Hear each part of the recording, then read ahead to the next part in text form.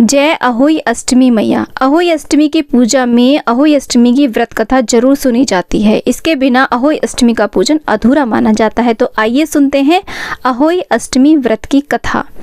प्राचीन काल में एक नगर में एक साहूकार रहता था।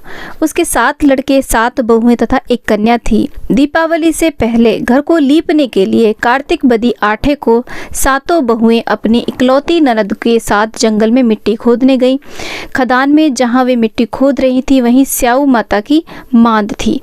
मिट्टी खोदते समय ननद के हाथ से सेई का बच्चा मर गया। स्याऊ माता बोली कि मैं तेरी कोख बांधूंगी। तब ननद अपनी भाभियों से कहने लगी कि तुम में से कोई मेरे बदले अपनी कोख बंधवा लो। 6 भाभियों ने अपनी कोख बंधवाने से मना कर दिया, परंतु छोटी भाभी सोचने लगी कि मैं कोख नहीं बंधवाऊंगी तो सासू जी नाराज होंगी। ऐसा विचार कर उसने ननद के बदले अपनी कोख बंधवा ली। इसके बाद जब भी उसके लड़का होता वह 7 दिन में मर जाता। एक दिन उसने पंडितों को बुला करके पूछा कि हे पंडित जी, क्या बात है, मेरी संतान जन्म से 7वें दिन क्यों मर जाती है? तब पंडित जी ने कहा कि तुम सुरही गाय की पूजा करो, सेवा करो।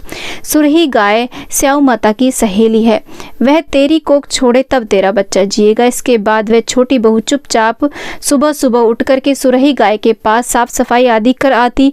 गौ माता सोचने लगी कि ऐसा कौन है जो मेरी इतनी सेवा कर रहा है, आज देखूंगी। गौ माता खूब तड़के उठी तो क्या देखती है कि एक साहूकार के बेटे की बहू उसके पास सफाई कर रही है। गौ माता उससे बोली, हे पुत्री, मैं तेरी सेवा से प्रसन्न हूँ, तुझे जिस वस्तु की इच्छा हो वह मुझसे मांग ले।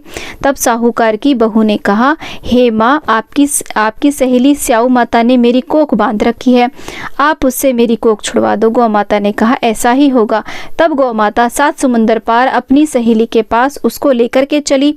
रास्ते में कड़ी धूप थी तो वे दोनों एक पेड़ के नीचे बैठ गई। उसी पेड़ पर गरुड़ पंखनी के घोंसले में एक बच्चा था। थोड़ी देर में वहां एक सांप आया और पेड़ पर चढ़कर पक्षी के बच्चों को डसने लगा। तब साहूकार की बहू ने उस सांप को मारकर ढाल के नीचे दबा दिया और बच्चे को बचा लिया। थोड़ी देर बाद गरुड़ पंखनी आई तो वह साहूकार की बहू को चोंच मारने लगी। तब साहूकारनी बोली कि मैंने तेरे बच्चे को नहीं मारा, मैंने तो बल्कि रक्षा करी है। सांप तेरे बच्चे को डसने आया था, मैंने उसे मारकर ढाल के नीचे दबा दिया है। यह सुनकर गरुड़ पंखनी बोली, मांग क्या मांगती है? साहूकारनी बोली, 7 समंदर पार स्याऊ माता रहती हैं, हमें आप उनके पास पहुंचा दो। तब गरुड़ पंखनी ने उन दोनों को अपनी पीठ पर बिठा करके स्याऊ माता के पास पहुंचा दिया।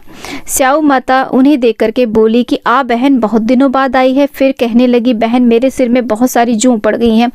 तब सुरही गाय के कहने पर साहूकार की बहू ने सलाई से स्याऊ माता के बालों से सारी जुएं निकाल दी। इस पर स्याऊ माता प्रसन्न होकर के बोली, तूने मेरे सिर में बहुत सारी सलाई डाली है, इसलिए तेरे 7 बेटे और 7 बहुएं होंगी। बहू बोली, मेरे तो एक भी बेटा नहीं है, 7 बेटे कहाँ से होंगे? स्याऊ माता बोली, क्यों, क्या बात है? तब छोटी बहू बोली कि हे माँ, आप मुझे वचन दो तो बताऊं। स्याऊ माता बोली, वचन दिया, वचन से फिरूं तो धोबी कुंड पर कंकरी हो। तब साहूकार की बहू ने कहा कि हे माँ, मेरी कोख तो आपके पास बंद पड़ी है।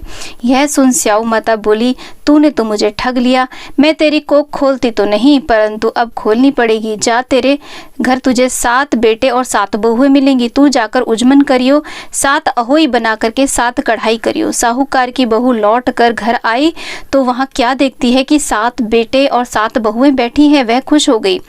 उसने 7 अहोई बनाई, 7 उजमन किए तथा 7 कढ़ाई की। दीपावली के दिन जेठानियां आपस में कहने लगी कि जल्दी जल्दी धोक पूजा कर लो, कहीं छोटी देवरानी बच्चों को याद करके रोने ना लग जाए।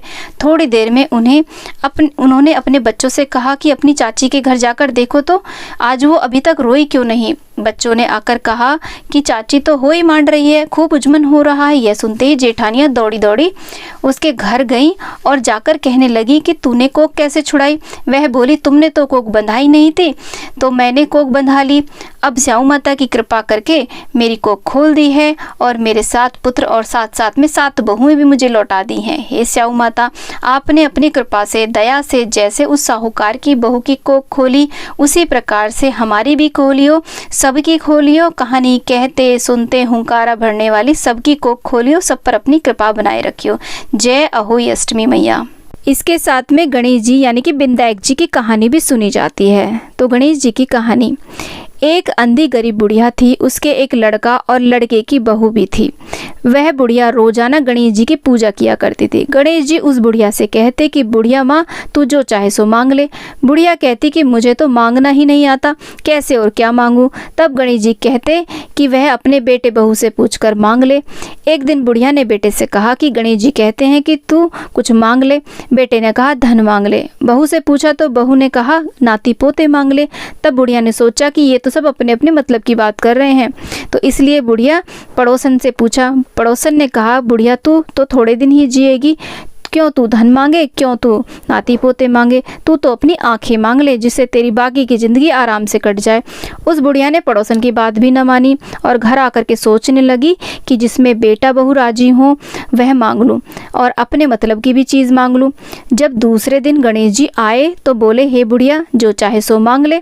बुढ़िया बोली हे भगवान, अगर आप खुश हैं, प्रसन्न हैं मुझसे तो मुझे 9 करोड़ की माया दो, निरोगी काया दो, अमर सुहाग दो, आँखों की रोशनी दो, नाती पोते दो, सब परिवार को सुख दो और अंत में मोक्ष दो। तब गणेश जी बोले कि बुढ़िया माँ, तूने तो मुझे ठग लिया, लेकिन तुमने जो मांगा है वह सब तुम्हें मिल जाएगा। यह कहकर के गणेश जी अंतर ध्यान हो गए। बुढ़िया माँ को मांगे अनुसार सब कुछ मिल गया। हे गणेश जी महाराज, जैसा तुमने बुढ़िया माई को दिया वैसा सबको देना।